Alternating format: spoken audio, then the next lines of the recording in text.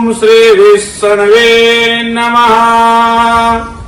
ओम अपवित्र पवित्रो वा शार्वावस्थांगदोऽपि वा यह स्मरेत पुंडरीकाक्ष सेवाया यंत्र सोचे। ओम पुंडरीकाक्ष पुनातु पुंडरीकाक्ष पुनातु मां त्रिआत्मन्यं प्राणाय। ओम श्री केशवाय नमः। आचमन करेंगे। ओम श्री केशवाय नमः, नारायणाय नमः, माधवाय नमः। हाथ धोलेंगे। ओम अस्त्रवक्षालम मधुसूदनाय गोविंदाय नमः। हाथ में जल लेकर मां पृथ्वी का ध्यान करेंगे। ओम पृथ्वी मंत्रस्य मेरो प्रेष्ठसे श्रोत्रम छन्दः कूर्मो देवता आसने विनियोगा।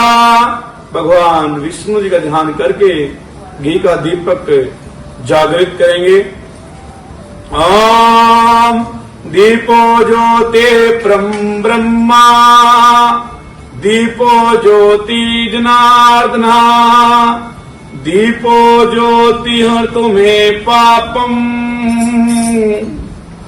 दीप ज्योति नमो नमस्ते।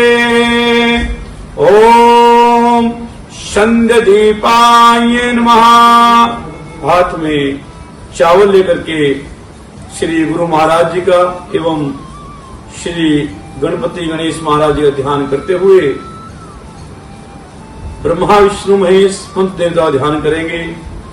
ओम वक्रतुंड महाकाय सूर्य कोटि समय प्रभा निर्विघ्नं कुरु मे देव सर्व कार्येषु सर्वदा। ओम ब्रह्मदेवाय नमः। ओम अनादनीदनो देवा शंख चक्र गदाधरा अक्ष पुंडरीकाक्ष प्रेत मोक्ष प्रदो भवा। हरे कृष्ण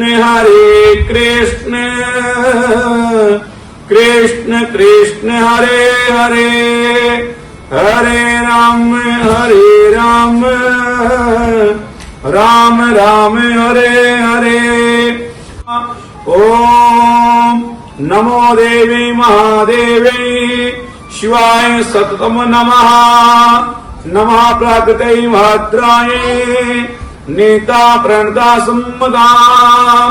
ओम हरां हरिं ग्रों शौर्याय नमः। ओम पंचदेवाय नमः। आव्यामि स्थाप्यामि पूज्यामि ध्यायामि नमस्कारं समर्पयामि। हरि ओम ओम पंचदेवाय नमः। ओम तातो श्री। हाथ में कारतिल लेकर के ध्यान करेंगे श्री यमराज जी का।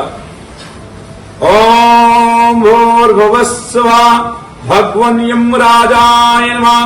मम पितृउद्धाराय एह गच्छ एह तिष्ठ आव्यामि स्थाप्यामि पूज्यामि ध्यायामि नमस्कारं समर्पयामि। यमराज का ध्यान करके तेल के दीपक को जागृत कर देंगे। उसके उपरांत हाथ में काला तिल लेकर के समस्त पितरों को ध्यान करेंगे कि हे पितृ देवताओं,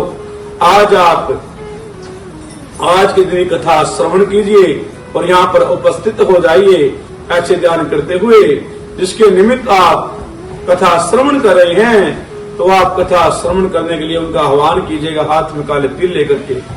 ओम देवता भय पितृवश्च महायोगी एव नमः शवदाय स्वाहि नित्यमेव नमो नमः। ओम सर्वपितृदेवाय नमः। आव्यामि स्थाप्यामि बोध्यामि ध्यायामि नमस्कारं समर्पयामि। अगम अगोचर नाथ तुम पार ब्रह्म अवतार, कानन कुंडल सिर जटा अंग विभूते अपार। सिद्ध पुरुष योगीश्वरों दो मुझको उपदेश, हर समय सेवा करूं मैं सुबह शाम आदेश आदेश आदेश। ओम जयंती मंगला काली भद्रकाली कपालिनी दुर्गा क्षमा सेवा दात्री स्वाहा सौदा नमोस्तुते। बोले गरुड़ पुराण महाराज की जय, बोले विष्णु भगवान की जय, बोलिए श्री नारायण भगवान की जय। सभी को हरे कृष्णा, जय माता की, जय नाथों की, जय मस्ता की। तो आज श्री गरुड़ पुराण महा पुराण कथा आप श्रवण कर रही हैं। तो आज मैं आपको धर्म राज्य का नगर कैसा होता है, उनका महल कैसा है और किस प्रकार का महल धर्म राज्य का बना हुआ है, वह कथा मैं आपको सुनाऊंगा। आप अपने किसी भी पूर्वज के नाम का ये पाठ सुन रहे हैं तो मन ही मन उस पूर्वज को याद कर लेंगे, प्रार्थना करेंगे, हे विष्णु भगवान मेरे पूर्वज का नाम ये है, मैं उनकी आत्म शांति के लिए इस पाठ को सुन रहा हूं और हे विष्णु भगवान मेरे उस पूर्वज को यहां पर लाइए ताकि वह इस पाठ को सुन सके और उसकी सदगति हो सके। तो श्री विष्णु भगवान जी कहते हैं कि हे गरुड़, कल मैंने आपको अनेक कथाएं सुनाई थी। कल की कथा में मैंने आपको सपिंडी श्राद्ध, पिंड श्राद्ध, तर्पण सभी विधियां मैंने आपको बतलाई थी। आज आप क्या सुनना चाहते हो? तो श्री गरुड़ जी हाथ जोड़कर कहते हैं कि हे विष्णु भगवान, आज मुझ पे कृपा करके आप वह कथा सुनाइए कि धर्मराज का नगर कैसा है, उसका महल कैसा है और यमराज जी उस महल में कैसे रहते हैं और क्या क्या उस महल में लगा हुआ है। आप मुझ पर कृपा करके वह कथा सुनाने की कृपा करें। श्री गरुड़ जी के कहने पर श्री विष्णु भगवान जी कहते हैं कि हे गरुड़, आज आपने बहुत अच्छा प्रश्न किया। मैं आपको धर्मराज का नगर कैसा है और कितना लंबा व कितना चौड़ा है और कौन कौन लोग उसमें जाते हैं, मैं सारी विधि आपको बतलाऊंगा। आप ध्यान पूर्वक सुनिए।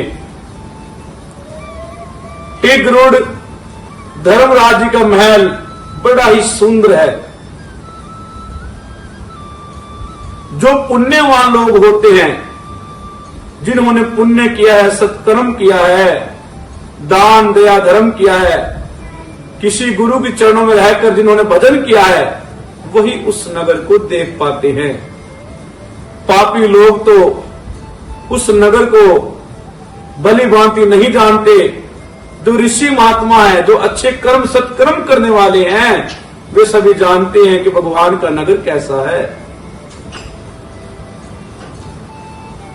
क्योंकि बड़े पुण्यों से उस नगर के दर्शन मिलते हैं।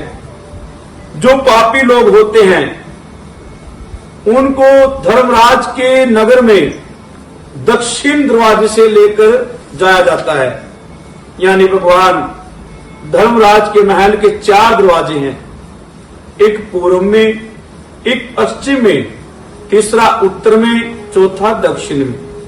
जो पापी लोग होते हैं उनको दक्षिण के मार्ग से ही धर्मराज के महल में लेकर दूध जाते हैं धर्मराज का महल बड़ा ही सुंदर, बड़ा ही रमणीय है।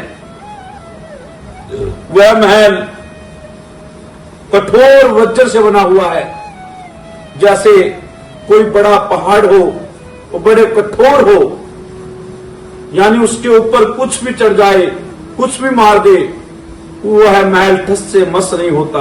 इतना मजबूती से वह महल बना हुआ है और वह वज्र का बना हुआ है, जिसका देवता और असुर कोई भी उस महल को नहीं तोड़ सकते। चाहे देवता हो चाहे राक्षस हो, कोई भी धर्मराज के महल को हानि नहीं पहुंचा सकता। और हे गरुड़, धर्मराज का महल 4 चकोना यानी चकोण है। चकोण कहते 4 चकोने को, और उसके 4 दरवाजे हैं, जो मैंने पीछे आपको बतलाया भी है।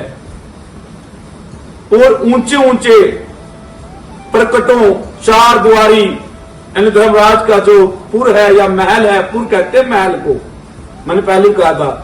तो उस महल की 4 द्वारी बड़ी ऊंची ऊंची है, यानी बाहर से कोई भी देवी देवता अंदर की तरफ नहीं झांक सकता।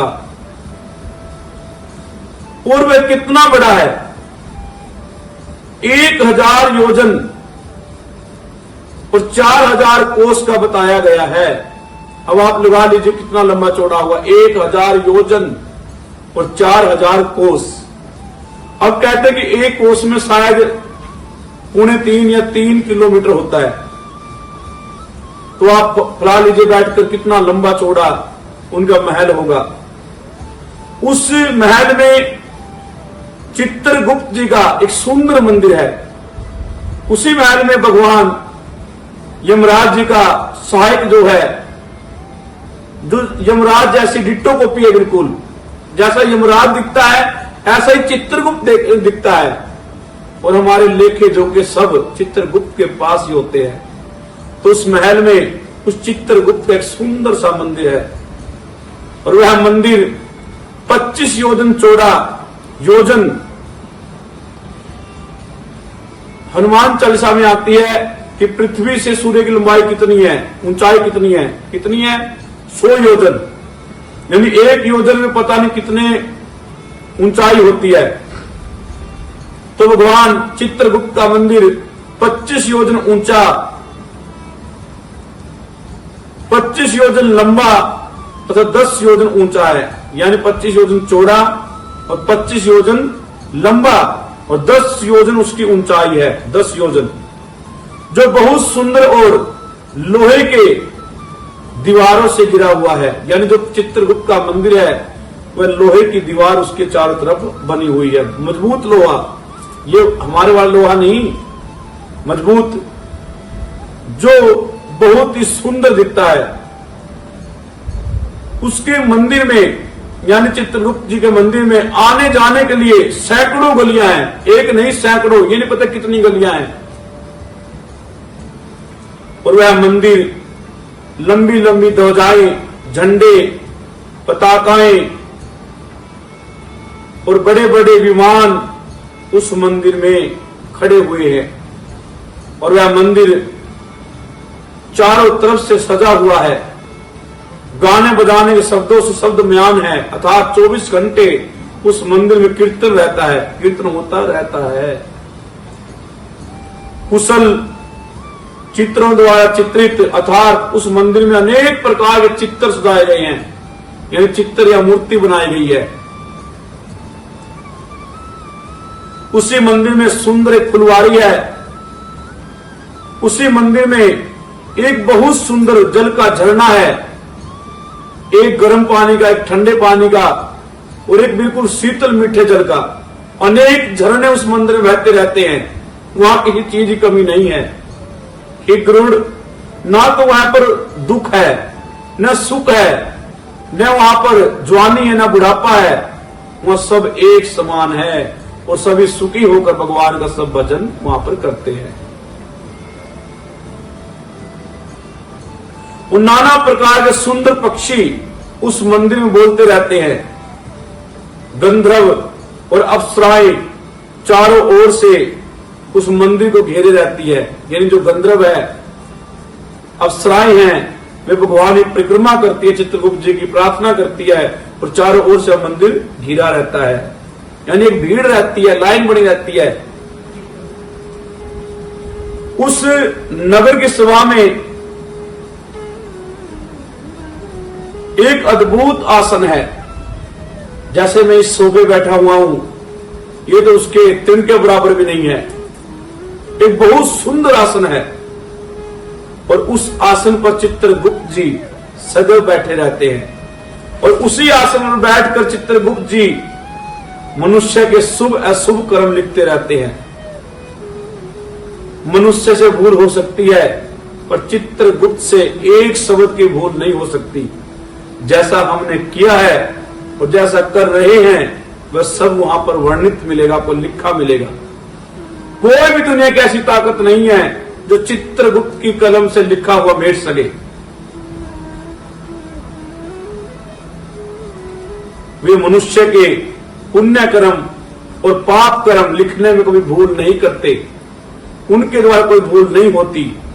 कोई भी पाप हो, छिपा के किया हो या जाने में किया हुआ, अनजाने में किया हो, सब पाप वहां पर वर्णित मिलते हैं, लिखे मिलते हैं। जिसने जैसा शुभ या अशुभ कर्म इकट्ठा किया है वही सब चित्रगुप्त की आज्ञा से वहां जाने वाले जीव भोगते हैं। जिसने अच्छा कर्म किया है तो अच्छा भोगते हैं और जिसने माड़ा कर्म किया है तो चित्रगुप्त की आज्ञा से वो माड़ा कर्म वहां पर भोगते हैं। चित्रगुप्त जी का जो मंदिर है उसकी पूर्व ओर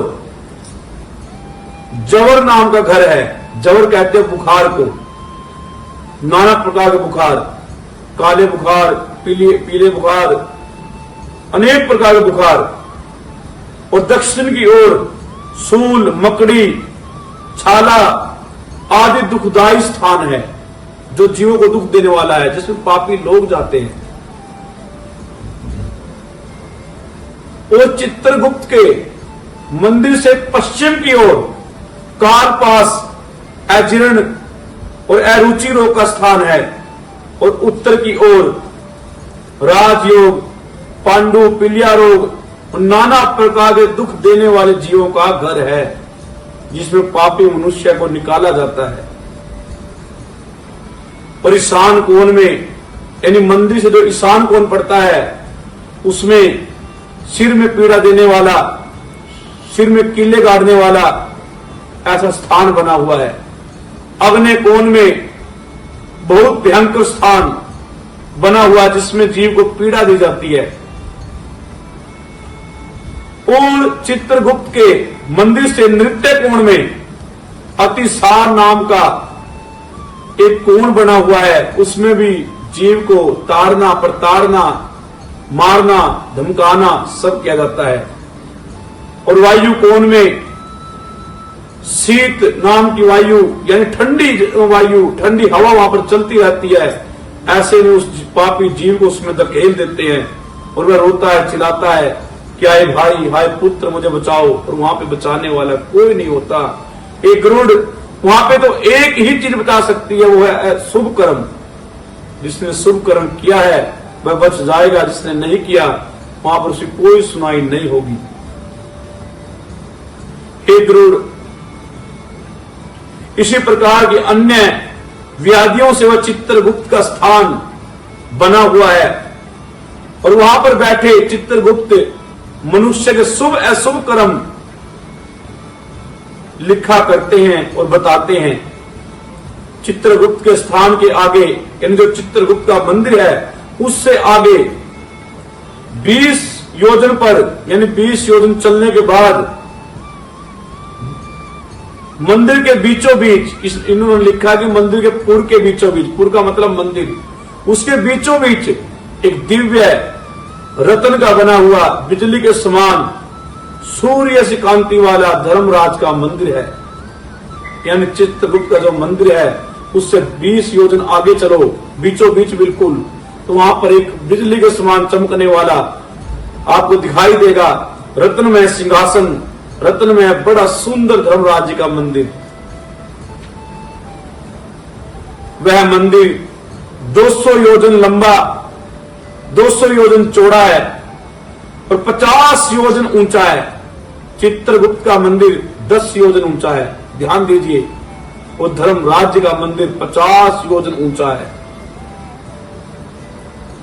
उस मंदिर में हजारों खंभे लगे हुए हैं, जिसको आप पिलर कहते हैं। हजारों खंभे लगे हुए हैं और वह मंदिर नाना प्रकार की मणियों से, नीलम, पुखराज, हीरे, मोती, जवाहरात, उनसे भरा पड़ा है। अनगिनत उन खंभों में नीलम, पुखराज, हीरे, मोती लगे हुए हैं। सारी दीवारें सोने की हैं। चांदी के किवाड़ लगे हुए हैं, क्या चांदी हैं, सोने की देलियां बनी हुई हैं और सोने की कीला उन दरवाजों में ठोकी गई है। वह मंदिर बड़ा ही सुंदर है। उस मंदिर में सोने के बड़े बड़े सुंदर चित्र बनाए गए हैं। धर्मराज के मंदिर में स्फटिक मणियों की सीढ़ी बनी, यानी पैड़ी बनी हुई है। सीढ़ी कहते हैं पैड़ी को, पैड़ी बनी हुई है। स्फटिक मणि, इन जो सबसे महंगी होती है, जो अति दुर्लभ है। और हीरे की छोटी छोटी कुटियां बनी हुई है वहां पर, जिस हीरे से लोग तरसते हैं कि मेरे पास हीरा हो। उन हीरों की तो वहां पर कुटियां बनी हुई हैं छोटी छोटी। उसके झरोखे में मोतियों की जलारे लगी है, यानी जो पर्दे वहां पर लगे हुए हैं, जो जलार लटका देते हैं लंबी लंबी सी, वो बिल्कुल सुच्चे मोती वहां पर लगी हुई है। विष्णु भगवान जी यहां पर धर्मराज के मंदिर का वर्णन कर रहे हैं। वे कैसा है, क्या क्या लगा हुआ उसमें, गरुड़ जी के पूछने पर कह रहे हैं। और वह धर्मराज के मंदिर में लंबे लंबे झंडे, पताकाएं, ध्वजाएं सब सजे हुए हैं तथा उसमें सुंदर सुंदर घंटे लगे हुए हैं। सुंदर सुंदर नगारे, जिसको आप नगारा कहते हैं, नगारे सोने चांदी से युक्त वहां पर रखे हुए हैं। वहां की जो बंदरवारें हैं वो भी सोने चांदी की है। और उसमें अचंभे से देखने वाले, यानी अचंभा होता देखने पर, सैकड़ों सोने के किवाड़ लगे हुए हैं। कहीं पर भी लोहे लकड़ी काम नहीं है, सोने के किवाड़ पूरे धर्मराजपुर में। ऐसा मंदिर है धर्मराज जी का। अनेक प्रकार के उसमें पौधे लगे हुए हैं और उन पर इतने स्वादिष्ट फल लगे हुए हैं कि हम बता नहीं सकते। हे गरुड़, कहीं भी धर्मराज के मंदिर में कोई भी पौधा कांटे का नहीं है।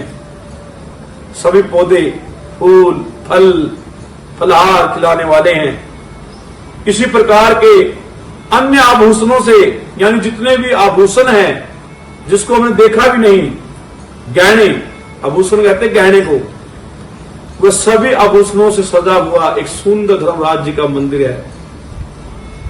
अपने योगों के प्रभाव से विश्वकर्मा जी ने इस मंदिर को बनाया था। अब धर्मराजपुर को किसने बनाया? विश्वकर्मा जी ने, अपनी तपस्या से, बल से, योग के प्रभाव से। उस मंदिर में 100 योजन चौड़ी काम रूपनी दिव्य सभा है, यानी जहां पर सभा धर्मराज लगाते हैं वह सभा 100 योजन चौड़ी दिव्य सभा है। उसमें सब और चमकीले सूर्य का प्रकाश ऐसे लगता है जैसे मोती चमक रहे हो। धर्मराज के मंदिर में न तो अधिक ठंड है और न अधिक गर्मी है। वह मन को अत्यंत सुख देने वाली है। उसमें न शोक है, न बुढ़ापा है, न भूख लगती है, न प्यास लगती है, न वहां पर कोई ऐसी वस्तु है जो हमें अच्छी न लगती हो और न कोई ऐसी वस्तु जो अच्छी लगती हो। ऐसा प्रताप धर्मराज के मंदिर का है। उसमें देवता, मनुष्य संबंधी सब काम मौजूद है। अर्थात धर्मराज के मंदिर में देवताओं को भी काम मिलता है और मनुष्य जो काम कर सके उसके लिए भी काम उपलब्ध है। उसमें सर्वत्र रस युक्त बहुत से खाने योग्य भोजन के पदार्थ है। यानी वहां पर इतने भोजन के पदार्थ है जो रस से भरे हुए हैं, उसको आप देख नहीं सकते, यहां पर सोच नहीं सकते, इस ब्रह्मांड में कल्पना भी नहीं कर सकते, ऐसे ऐसे पकवान वहां पर विराजमान है। रस वाले स्वादिष्ट गर्म और ठंडे जल हैं, उसमें पुण्यमय शब्द आदि विषय हैं, तथा नित्य काम रूपणी फल देने वाले वृक्ष है। वहां पर ऐसे वृक्ष नहीं है कि 6 महीने में फल आए, नित्य हर रोज जितने तोड़ोगे उतने फिर नित्य फल देने वाले, नित्य मतलब हर रोज फल देने वाले वृक्ष है। हे गरुड़, धर्मराज की सभा बाधा रहित है, यानी वहां पर कोई भी किसी प्रकार का शोर नहीं कर सकता, कोई बाधा नहीं कर सकता, बाधा से रहित है। रमणीक और कामना देने वाली है। बहुत समय तक तप करके विश्वकर्मा जी ने अपने तप के योग से इस पुरी को बनाया था, यानी धर्मराज के मंदिर को बनाया था। उसमें कौन लोग जाते हैं, कौन देख पाते धर्मराज के मंदिर को? जो बड़े बड़े तपस्या करने वाले हैं, सदा सत्य बोलने वाले हैं, शांत स्वभाव के हैं, सन्यासी है, सिद्ध है, और जिन्होंने अपने पूरे जीवन में शुभ कर्म किए हों, जिन्होंने अपने माता पिता, गुरु, भाई बहन सबका जो आदर किया हो, सबकी सेवा की हो और भगवान का भजन किया हो, और भूल कर भी अगर उनके द्वारा कोई पाप हो गया उसका प्रायश्चित किया हो, ऐसे व्यक्ति ही धर्मराज के उस मंदिर के दर्शन कर सकते हैं। पापी को तो वह पास भी नहीं आने देते हैं। वहां अपने किए हुए पुण्य कर्मों से तेजोमय शरीर वाले, अलंकार युक्त, निर्मल मन धारण करने वाले, यानी वहां पर कौन जाते हैं? जिन्होंने सत्कर्म किए हैं। वही सुंदर विमान में बिठाकर यम के दूत उसको लेकर जाते हैं। अब मरना सबको है, राजा को भी, रंग को भी, पापी को भी और महात्मा को भी, जो सत्कर्म करता है। फर्क सिर्फ इतना है, जिसने पाप कर्म कमाए हैं वो बंद किया जाएगा जंजीरों में, और जिसने परमात्मा की भक्ति वंदना की है वो जाएगा विमान में बैठकर, यानी उसका वहां पर आदर होगा और पापी की वहां पर दुर्गति होगी।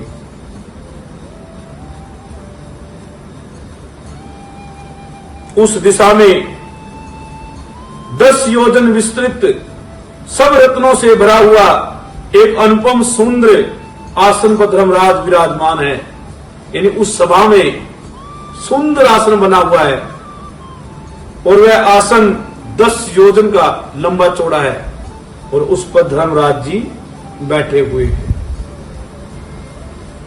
धर्मराज जी बड़ी सुंदर हैं, सज्जनों में श्रेष्ठ है। उनके मस्तक पर एक बहुत चौड़ा हीरे मोती जवाहरात सोने चांदी का छत्र रहता है 24 घंटे। धर्मराज जी कानों में सोने के कुंडल हैं और बड़े बड़े मुकुट उन्होंने पहने हुए हैं, वह भी सोने का है। सब प्रकार के हीरे मोती जवाहरात आभूषणों से वो सजे हुए हैं। अब ये भगवान जी बता रहे हैं कि धर्मराज जी कैसे हैं, उनका स्वरूप बता रहे हैं, और उनका शरीर नीले बादल के समान है। जैसे नीले नीले बादल कभी आते हैं ना आसमानी कलर के, ऐसे कांति वाले हैं धर्मराज जी। हाथ में सुंदर पंखा लिए हुए अप्सराएं 24 घंटे उनको हवा करती रहती है, और गंधर्व के समूह अप्सराओं के गीत सदैव उसमें बजते रहते हैं। उस सभा में अप्सराएं नृत्य करती है, गान करती है और भगवान का भजन करती है, बाजा बजता रहता है, और अनेक प्रकार के ऋषि महात्मा गंधर्व सब उनकी सेवा में उपस्थित रहते हैं। 24 घंटे से वो उपस्थित रहते, जो बोल दिया वो हो गया।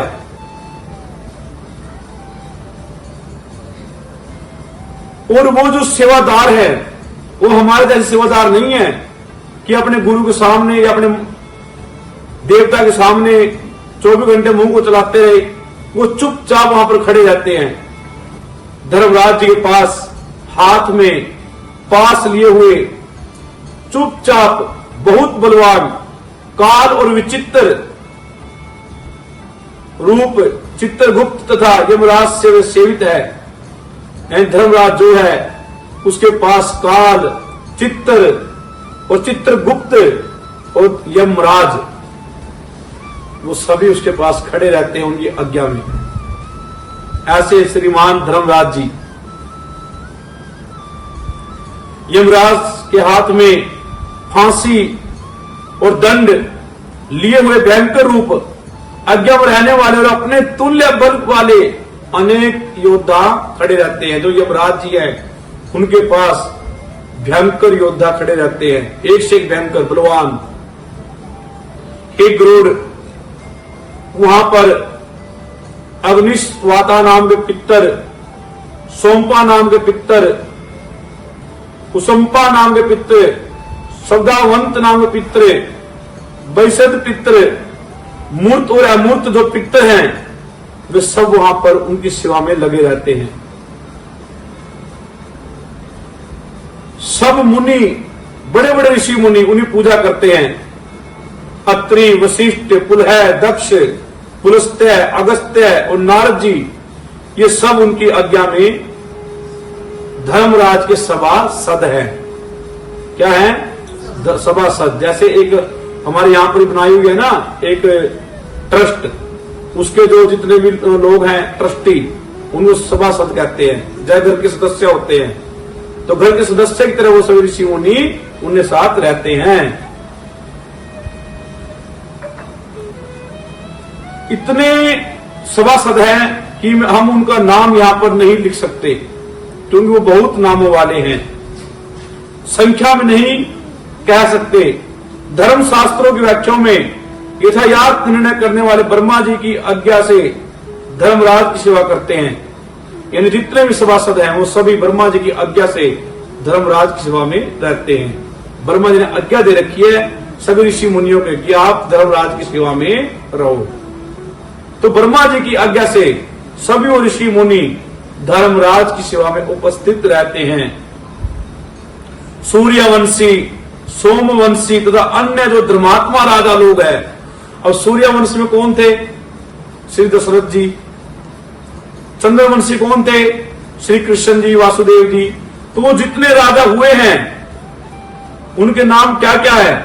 मनु, दिलीप राजा, मंदाता, सगर, भागीरथ, अमरीश, अरण्य, राजा पृथु, नहुस, शांतनु, पांडु और सहस्त्र अर्जुन, ये सभी राजा जितने थे वह सभी वहां पर धर्मराज के पूर्व में उनकी आज्ञा में रहते हैं, उनकी सेवा में रहते हैं, तत्पर हैं क्योंकि उन्होंने अच्छे कर्म किए थे राजाओं ने जो आज धर्मराज की सेवा कर रहे हैं।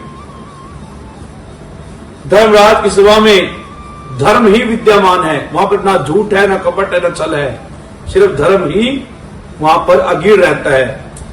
वहां न पक्षपात है, न झूठ है, न हत्या है, न मत्सर है, न छल है, न वहां पर कोई भी घमंडी अहंकारी वास करता है। वहां पर चारों ओर शांति शांति है, धर्म ही धर्म है। हे गरुड़ महात्मा, धर्मराज की सभा ऐसी है कि जिसको दक्षिण मार्ग से गए हुए दुष्ट आत्मा नहीं देख सकते। जो पापी लोग होते हैं, जिन्होंने पाप कर्म किए हैं, वे उस सभा को कभी नहीं देख सकते, सब संपन्न में भी नहीं देख सकते। बड़े पुण्य वाले वहां पर पहुंचते हैं। सुनो, वहां सब भोगों से युक्त एक पूर्व मार्ग है, यानी धर्मराज के महल का एक पूर्व का दरवाजा है जो पूर्व में लगा हुआ है। उसमें देव परिजात वृक्ष की छाया है। इन्हें परिजात नाम का वृक्ष होता है, वहां पर उसकी छाया रहती है। और वह पूर्व नाम का दरवाजा सभी रत्नों से भरा हुआ है, कोई ऐसा रत्न नहीं जो वहां पर न हो। अनेक प्रकार के उसमें विमान खड़े हुए हैं, रथ खड़े हुए हैं। जहां तहां आप देखोगे हंस वहां पर बैठे हुए हैं। मूंगा के बागों से गिरा हुआ है, यानी जो मूंगा एक रत्न होता है बड़ा महंगा, उसके तो वहां पर बाग है। पूर्व दरवाजे में गंधर्व, राज ऋषि, ब्रह्मा ऋषि, अप्सराएं, गंधर्व, विद्याधर, वासुकी आदि नाग और जो देवताओं की आराधना करने वाले हैं और जो भगवान शिव की भक्ति करने वाले हैं, ऐसे लोग उस पूर्व के मार्ग से जाते हैं। यानी जो राज ऋषि हैं, निर्मल मन वाले हैं और जो भगवान शिव की भक्ति करने वाले हैं, ऐसे लोग पूर्व के मार्ग से जाते हैं। गर्मी में कुआं खुदवाने वाले, प्याऊ लगवाने वाले, माघ के महीने में जब अति सर्दी होती है, लकड़ी कोयले का दान देने वाले, वर्षा ऋतु में विरक्त लोगों को दान मान से आश्रय देने वाले, यानी जो गरीब लोग होते हैं, वर्षा में उनको बहुत कठिनाई आती है, तो उनको अन्न दान करता है। और वे लोग जो सत्य तथा धर्म में रत रहते हैं, ऐसे लोग जो सदा सत्य ही बोलते हैं और अपने धर्म पे रहते हैं, तो ये सब लोग धर्मराज के पूर्व मार्ग से जाते हैं, यानी पूर्व दरवाजे से प्रवेश करते हैं, जहां सुख ही सुख है और कुछ नहीं है। माता पिता के भक्त, जो पुत्र माता पिता की भक्ति करता है, माता पिता की आज्ञा में रहता है एवं आज्ञाकारी और गुरु की सेवा करने वाले, भूमि, घर, गाय और विद्या का दान करने वाले, पुराणों को पढ़ने वाले, भगवान का भजन करने वाले, वो पुराण को सुनने वाले, ये नहीं है कि सिर्फ सुनाने वाले का ही है, सुनने वाले का बड़ा महत्व है, जो सुन रहा है, आदि सभी लोग पूर्व के दरवाजे से प्रवेश करते हैं। हे गरुड़, अब दूसरा मार्ग है उत्तर का। मैंने दक्षिण मार्ग का आपको बतला दिया था कि वहां पर पापी लोग ही जाते हैं, पूर्व का बतला दिया। अब दूसरा इन्होंने ले लिया उत्तर का मार्ग, जो उत्तर में दरवाजा लगा हुआ है। 4 दरवाजे ना धर्मराज के, पूर्व, पश्चिम, उत्तर, दक्षिण। अब उत्तर की बारी आई, उसमें कौन लोग जाते हैं और वह दरवाजा कैसा है? उत्तर मार्ग दिशा का मार्ग बड़ा ही रमणीय है, बड़ा अच्छा है। सैकड़ों बड़े बड़े रथ वहां पर खड़े रहते हैं, पालकियां वहां पर रहती है। हरिचंदन नामक देव वृक्षों से वह द्वार भरा हुआ है। एक हरिचंदन जिसकी खुशबू बहुत अच्छी होती है, देवता को बहुत अति प्रिय है वो चंदन, उसके पौधे वहां पर बहुत खड़े हुए हैं। और वहां हंस, सारस और चकवा चकवी सब वहां पर विराजमान है। और वहां पर बहुत ही अमृत के समान तुल्य एक सरोवर है, जिसका जल पीते पीते जीव थकता नहीं। इस मार्ग में से कौन जाते हैं? इस मार्ग से वो लोग जाते हैं जो वेद पाठी ब्राह्मण होते हैं, कर्मकांडी ब्राह्मण होते हैं और अपने धर्म पे रहते हैं और दोनों टाइम भगवान का भजन संध्या करते हैं, अतिथियों का पूजन करते हैं। जो किसी घर में अतिथि आ जाए, मेहमान आ जाए, उसको देख के खुश होते हैं, उसको देवता का रूप मानते हैं। दुर्गा यानी मां दुर्गा की पूजा करने वाले, सूर्य की पूजा करने वाले, तीर्थों में नहाने वाले, तथा जो धर्म युद्ध में मरे हो, यानी जो धर्म का युद्ध हो रहा है और उसमें उसकी मृत्यु हो गई, जो धर्म युद्ध में मरे हो, जो अनशन करके मरे हैं, यानी जो धर्म के लिए अनशन करके अपने प्राण त्याग दे कि मैं अन्न ग्रहण नहीं करूंगा, उसको कहते हैं अनशन।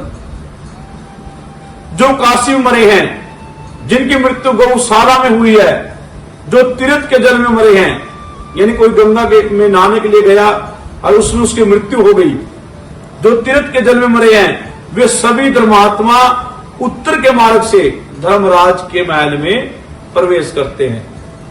तथा ब्राह्मण के लिए, स्वामी के कार्य के लिए, गुरु के लिए जिन्होंने अपनी जान को त्याग दिया हो, देव मंदिर के लिए जिन्हें अपने प्राण को त्याग दिया हो, यानी कोई मंदिर है और उसको कोई तोड़ रहा है, उससे लड़ते लड़ते मंदिर को बचाने के लिए किसी ने अपनी मृत्यु हो गई हो या प्राण दे दिए हो, तो वो भी उत्तर के मार्ग से जाते हैं। ये सभी धर्मात्मा लोग कहलाते हैं। सदा योग करने वाले, सत्पात्र गुरु का पूजन करने वाले, नित्य बड़े बड़े दान देने वाले, ये सब उत्तर मार्ग से धर्मराज के पुर में प्रवेश करते हैं। अब तीसरा मार्ग है पश्चिम का।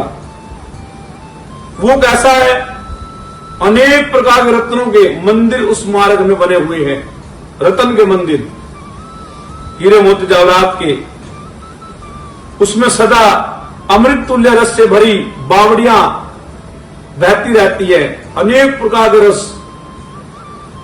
गन्ने का रस, फलों का रस, सब्जियों का रस उस मार्ग में बहते रहते हैं। कौन से? पश्चिम वाले मार्ग में। और उस मार्ग में हाथी के कुल में पैदा होने वाले दिग्ज एरावतों से भरा है। यानी जो बलवान हाथी होते हैं वो सभी उस मार्ग में खड़े रहते हैं। तथा इंद्र के घोड़े वहां पर सदा खड़े रहते हैं। और इंद्र के घोड़े से, इंद्र का कौन सा घोड़ा है? उच्च सर्वा, उच्च सर्वा नाम का घोड़ा इंद्र का। उससे जो उत्पन्न हुए बच्चे हैं वो भी वहां पर सदैव खड़े रहते हैं धर्मराज की सेवा में। इस मार्ग से आत्मपरायण, यानी उसमें कौन जाता है? आत्म चिंतन करने वाले लोग, अच्छे शास्त्रों को पढ़ने वाले लोग, शास्त्रों को सुनने वाले लोग, गुरु के, भगवान के, माता पिता के अनन्य भक्त, गायत्री मंत्र जाप करने वाले, दूसरों की हिंसा, पराया धन और पराय से वाद विवाद से तो रहित है। यानी जो किसी के झूठ तूफान में न पड़े, किसी के विवाद में, लड़ाई में न पड़े और पराय धन की आशा न रखे। यह न सोचे कि मेरे पास किसी का धन आ जाए। जो सदैव अपनी कमाई से ही खाने वाले हैं, अपनी कमाई पर ही जो है आश्रित रहते हैं, जो सदैव हवन पूजा पाठ में ध्यान करते हैं, जो ब्रह्मचारी रहते हैं, जो वानप्रस्थी हैं, जो तपस्वी हैं, सन्यासी हैं, ऐसे महान लोग धर्मराज के महल में पश्चिम मार्ग से जाते हैं।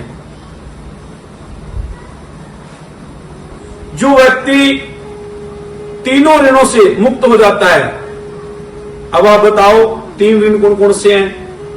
पितृ ऋण, ऋषि ऋण और देव ऋण। 3 ऋण हम पर रहते हैं। पितृ ऋण कब उतरता है? जब हम अपने माता पिता का श्राद्ध करते हैं और अपने पिता को कंधे पे धरकर शमशान तक पहुंचाते हैं और उनकी जितने जी सेवा करते हैं। मरने के बाद नहीं, इनको जितने जी सेवा करनी है बेटे। माता पिता कैसे भी हो, कोई दिक्कत नहीं है, उनका कर्म है, उनकी सजा उनको मिलेगी। जैसा वो करेगा उसकी नजरों में ना तो कोई सन्यासी है, ना कोई बाबा है, ना कोई पंडित जी है। वो तो कर्म तो लेगा बैठ के। भाई कर्म क्या आपके?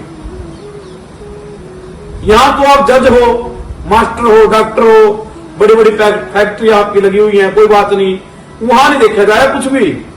वहां तो कर्म और भजन, सत्कर्म, सदगुरु। कितने आप गुरु के आज्ञा में रहे हो, कितने आपने माता पिता की सेवा करी है, कितने आपने धर्म कर्म करे हैं, वो सब देखा जाएगा वहां पे। वहां पे किसी चलेगी भी नहीं। यहां तो लोग ऐसे ऐसे पड़े हैं, पैसे के बल पे बड़े बड़े कांड करके भी बाहर घूम रहे हैं। पैसा है, झूठ है, तूफान है। और कलयुग में पैसे के लिए तो लोग अपनी मां ने बेच दे। ऐसा कलयुग आ रहा है। अभी जितने बड़े बड़े वकील है, जितने बड़े बड़े ये जज बैठे हैं, ये नियम इस पांचों में बराबर है। एक से एक ऐसे वकील भी है जो सदा सच्चाई का साथ देते हैं। एक से एक ऐसे जज भी हैं जो सच्चाई के लिए मर जाएंगे और सच्चाई से ठस से मस नहीं होंगे। और एक रिश्वत का रुपया 1 रुपया भी नहीं कर ले जाएंगे। ऐसे ही बहुत पड़े हैं। पर ऐसे भी बहुत है जिन्होंने अपराधियों को बचाव चाह के इस देश को खोखला कर दिया। सबने पता है, सारी सरकार ने पता है फलाना आदमी नशेड़ी है और नशे बेचता है, फिर उसका कुछ नहीं बिगड़ता। और एक आम आदमी, उसको छोटा केस हो और उसे पैसे ना हो बेचारे पे, उन्हें सारी उम्र बाहर नहीं निकलने देंगे। क्या उसकी आत्मा तड़पेगी नहीं? उसके साथ आप इतना दुर्व्यवहार कर रहे हो, वो परमात्मा देखेगा नहीं? जरूर देखेगा। वो शास्त्रों में कहते हैं कि मत सता किसी गरीब को, वो रोएगा, और सुन ली परमात्मा ने उतना जड़ तक होएगा। किसी गरीब को सताओगे ना और वो रोएगा दिल से, अब परमात्मा ने तो भड़क पड़गी तो तेरी वंश बेल ही मेट देगा। कई बने रह दिए जज और मिनिस्टर, चीफ मिनिस्टर, सारी भूल जाए, सब लिगड़ जाएगी लकड़ी, पता रहेगा क्या हुआ है, नून तेल लकड़ी। तो यहां पर वही बताया भाई क्या कर्म करने चाहिए, क्या नहीं करना चाहिए जिंदगी। और इसलिए मैं जिंदगी सबको कथा सुना रहा हूं ऑनलाइन। मरने बाद क्या सुनानी, मरने वाले जीव के निमित्त सुनना है, पर जब हमें जिंदगी ज्ञान आ जाएगा तो हम सभी बुरे कर्मों से बच जाएंगे। अब जो 3 ऋणों से मुक्त होता है, सदा यज्ञ करता है, पितरों का श्राद्ध करता है और समय समय पर भगवान का भजन करता है, वे सभी अमृत पीते हुए धर्मराज के महल में पश्चिम का जो दरवाजा है उससे प्रवेश करते हैं, अमृत पीते हुए। और उनका धर्मराज जी वहां पर स्वागत करते हैं कि आओ धर्मात्मा, आपको मैंने धरती पर भेजा था, आपने बहुत अच्छा काम किया, आपने मेरा भजन किया, सत्कर्म किए, दया की, दान किया, माता पिता की सेवा की। और यमराज उन आए हुए लोगों को देखकर बार बार उनका स्वागत करते हैं और स्वयं खड़े होकर उनके सामने हाथ जोड़ते हैं। देखिए कितनी बड़ी बात है। यानी जो ऐसे धर्मात्मा लोग होते हैं, दया करते हैं, दान करते हैं, धर्म करते हैं, तो यमराज जी स्वयं खड़े होते हैं हाथ जोड़ के उनके सामने। और उस समय धर्मराज की 4 भुजाएं होती है जिसमें वो दर्शन देते हैं। उनके एक हाथ में शंख, एक में चक्कर, एक में गदा और एक में तलवार रहती है। और उन पुण्य आत्माओं के साथ, जो पुण्य आत्मा होती है, बड़ा अच्छा स्नेह करते हैं यमराज जी, बहुत प्यार का, जैसे मित्रों ऐसे मिलते हैं सबसे। क्यों? उन्होंने पुण्य कर्म किया, धरती में इकट्ठा सत्कर्म किया है, सदा अपनी जो है कमाई हुए धन की जो उन्हें लालसा करी है, कभी पराये धन को नहीं देखा, कभी गलत तरीके से, अलीगल तरीके से धन नहीं कमाया, सदा उन्हें अपनी मेहनत करी है, सच्चाई पर है। तो ऐसे लोग का तो, ऐसे जीव का तो यमराज भी स्वागत करता है, धर्मराज। हाँ, जैसे कृष्ण जी ने देखा ना आपने, वो कथा सुनी होगी ना आपने सारे ने। कृष्ण जी अपना सिंहासन छोड़ दिया, चप्पल कहीं, पटका कहीं, मुकुट कहीं, और भाग लिए नंगे पांव एक राजाधिराज यानी नारायण के स्वरूप। कौन? कृष्ण जी, जो स्वयं 3 लोक के मालिक है, जिन्हें कोई भी ऐसी वस्तु नहीं जो कृष्ण जी चाहे और वो न हासिल हो। और वो 3 लोक का मालिक एक निर्धन ब्राह्मण के लिए, सुदामा के लिए अपना सिंहासन छोड़कर भाग खड़े, गले पे लगा लिया। क्यों? सुदामा गले पे नहीं लगाया, सुदामा कर्मों गले पे लगाया, क्योंकि सुदामा ने ऐसे कर्म कर दिए थे, ऐसे कर्म कमा लिए थे कि उस भगवान का भी दिल जीत लिया। तो इसलिए हम आए तो सभी हैं, पर हम भूल गए कि क्या करना है पृथ्वी पे। सिर्फ इतना याद है कि सवेरे उठो, नहाओ धो और अपने बच्चा पेट पालने के लिए निकल लो बाहर। और एक और हमारे में खोट है, सुबह शाम आरती करेंगे और आरती में एक वाक्य बोलेंगे, तन मन धन सब कुछ तेरे क्या लागे मेरा, घंटी पिटे खूब, पड़ोसी ने सुना देंगे। और उसी धन के लिए हम सारे दिन झूठ बोलेंगे, तूफान बोलेंगे, कबाड़ करेंगे। और किसी के 5 रुपए रख लिए, बड़े खुश होंगे। ये ध्यान रखना कि किसी का आपने 1 रुपए भी रख लिया, वो देना पड़ेगा, अगले बार उसे कुत्ता बनकर दे चाहे। अब दान की महिमा है, दान ही वही लगता है जो आपने धर्म से कमाए पैसे का दिया है, जो आपने धर्म से कमाया, कर्म से कमाया, उसका तो सोन दान ही लगेगा। और जो छल से, चोरी से, ठगी से कमाया धन है और उसमें आधा दे दिया मंदिर में, सोच लिया मेरा दान लग जाएगा, उसको फल तो मिलेगा। ऐसी बात नहीं, क्या फल मिलेगा? अगली बार किसी अच्छे सेठ के घर में कुत्ते का जन्म होगा जो गड्डी में चलेगा। देखिए होगा ना आपने, बड़े बड़े कुत्ते गड्डी में चलना करे आजकल, BMW। तो उनमें पिछले जन्म में मैं ऐसे मनुष्य थे जिन्हें चोरी का, ठगी का इकट्ठा करके दान में दिए है। तो इसलिए मैं तो कहता हूं 1 रुपया दान करो पर अपनी कमाई करो, नेक कमाई करो, वही आपको पार तारेगा और वही आपको मुक्ति की रास्ते पर लेकर जाएगा। अब जिस समय भगवान से प्रेम करते हैं और नमस्कार करते हैं और भगवान उनकी फूलों से पूजा करते हैं उस जीव की, भाई तू बड़ा अच्छा जीव है। और ज्ञानी लोगों को नमस्कार करते हैं, जो ज्ञानी होते हैं, जो महात्मा होते हैं। वो महात्मा नहीं जिन्हें कपड़े पहन लिए महात्मा के, और भजन नहीं करता 1 रुपए का भी। कई महात्मा ऐसे हैं मंदिर में बैठ गए टाली गांव के लिए, दूध पिएंगे 5 किलो है, दूसरे की पीड़ा देखनी नहीं, अब भजन नहीं करते 1 रुपए का भी। ऐसे नहीं, ऐसा करो दंड दिया जाता वहां पे। वो फिर धर्मराज जी कहते हैं कि यमदूतो इनको छोड़ दो, ये जीव तो आदर के पात्र है। और अब ये जो जीव है मेरे इस लोक को लांग कर मेरे से ऊपर जाएंगे ब्रह्म लोक को, इनका रास्ता खोल दो ब्रह्म लोक का।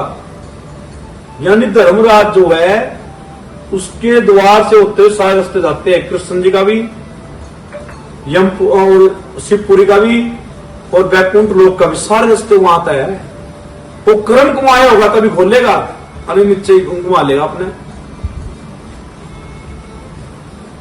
और सदा कहते हैं यमराज जी की ये बुद्धिमानों में श्रेष्ठ हो, इन जो जीव धर्मात्मा होते हैं उनसे कहता है धर्मराज कि तुम बुद्धिमान हो, और बुद्धिमानों में श्रेष्ठ हो, और नरक से डरने वाले हो, इसलिए आपने शुभ कर्म करे हैं, आपने पता लग गया नरक क्या चीज है। आप लोगों ने बड़े पुण्य करके सुखदायक देव तत्व प्राप्त किया है कि आज आप जो है देव तत्व में आ गए। मनुष्य तत्व से जो दुर्लभ मनुष्य शरीर पाकर भी नित्य कर्म नहीं करता वह भयानक नरक में जाता है।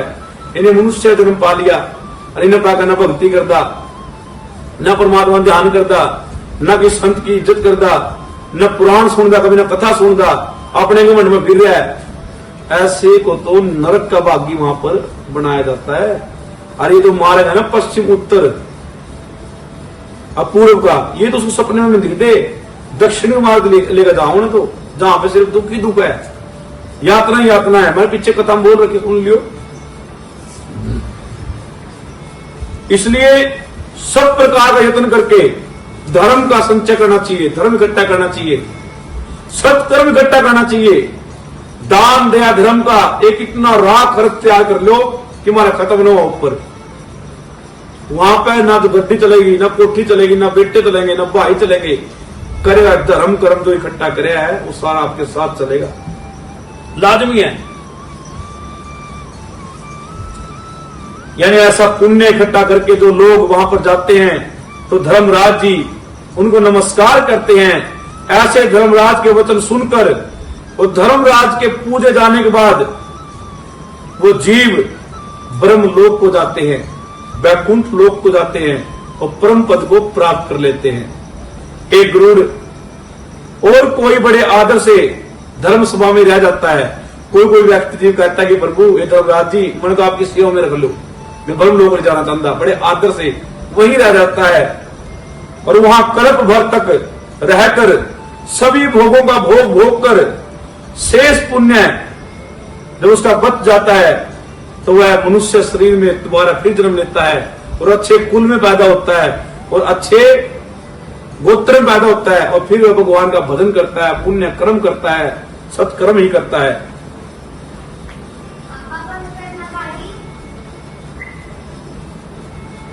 और पुण्य कर्म से मनुष्य शरीर को प्राप्त करते हैं। वे महाधनी सब कुछ जानने वाले और सब शास्त्रों में कुशल होते हैं और भगवान का चिंतन करते हैं और आखिरी में परम गति को प्राप्त कर लेते हैं। ऐसे मनुष्य।